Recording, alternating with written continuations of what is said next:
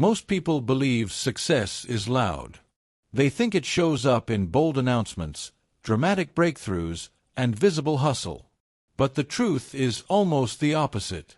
The thinking that separates the 2% from everyone else happens in silence, in moments that look painfully ordinary from the outside. It happens when there is no camera, no deadline, no boss, no applause, and no one to impress. While the world is busy watching results, the 2% are obsessed with what happens before results exist. They understand something most people never fully grasp: outcomes are just a shadow. The real work happens in the mind long before anything becomes visible. When no one is watching, the 2% are not trying to look productive. They are trying to think clearly.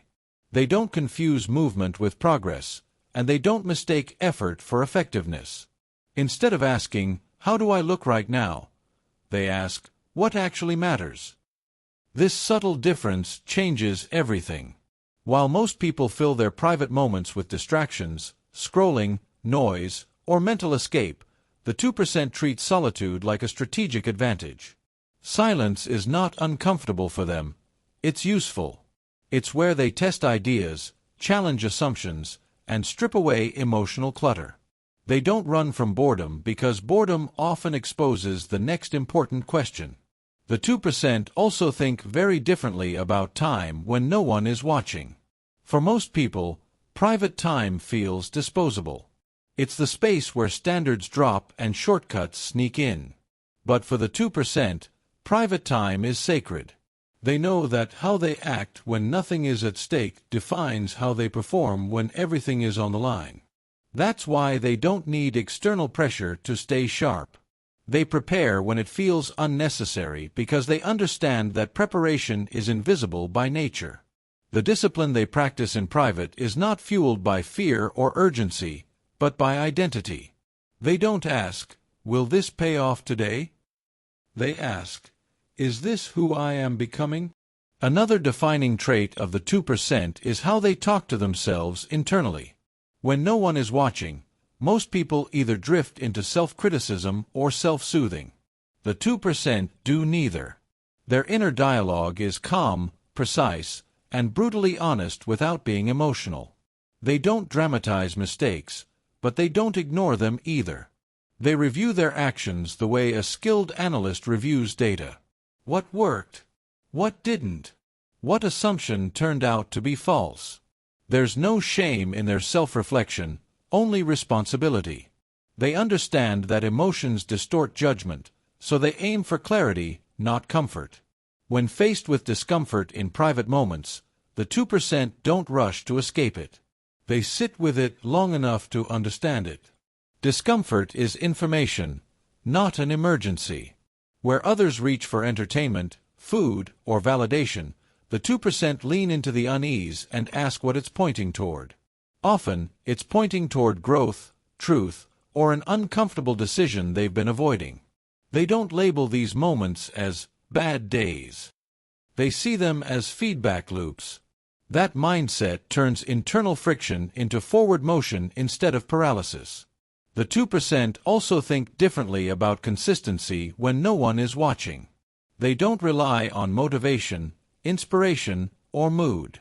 They assume those things will fail them. Instead, they build systems that function even when energy is low and enthusiasm is absent. Their private routines are boring by design. Repetition doesn't scare them because they understand that mastery is repetitive long before it is impressive.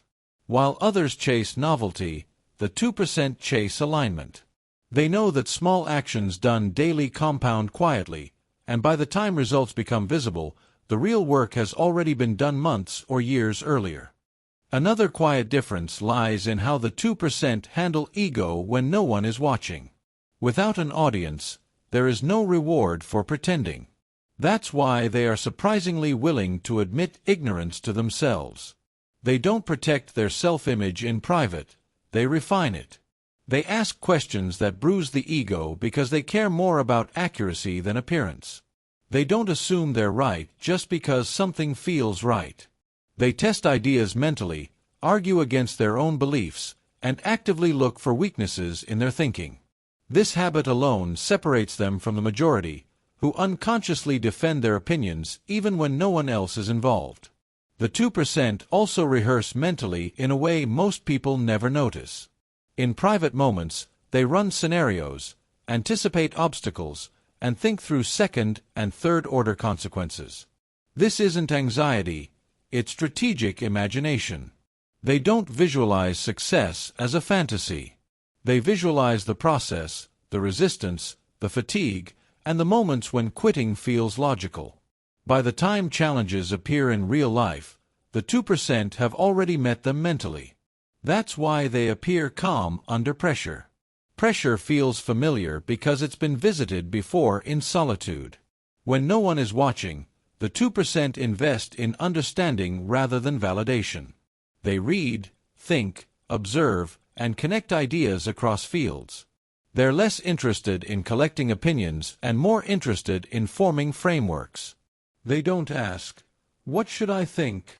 They ask, "What's actually happening here?" This makes their thinking slower but far more durable. Trends don't pull them as easily because they anchor their decisions in principles instead of popularity. They're comfortable being early, late, or alone, as long as they're aligned with reality. Perhaps the most overlooked difference is how the 2% define winning when no one is watching. Winning, to them, is not about comparison. It's about integrity between intention and action. Did I do what I said I would do, even when it was inconvenient? Did I tell myself the truth today?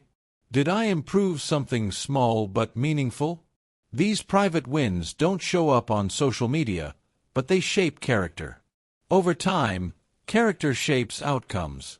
The 2% understand that public success is simply private integrity made visible. In the end, what separates the 2% is not intelligence, talent, or luck. It's how they think when there is nothing to gain immediately. They don't perform for an audience that isn't there. They don't negotiate with their standards just because no one is keeping score. They treat unseen moments as the real game, not the warm-up. And that's why, when the spotlight finally turns on, they look effortless. What you're seeing isn't talent. It's the compound effect of thousands of invisible decisions made correctly when no one was watching. If you want to think like the 2%, don't start by changing what people see. Start by changing what happens in silence. Pay attention to how you think when the pressure is off. That's where the gap really is. That's where futures are quietly decided. And if you take responsibility for those unseen moments, the visible ones will eventually take care of themselves.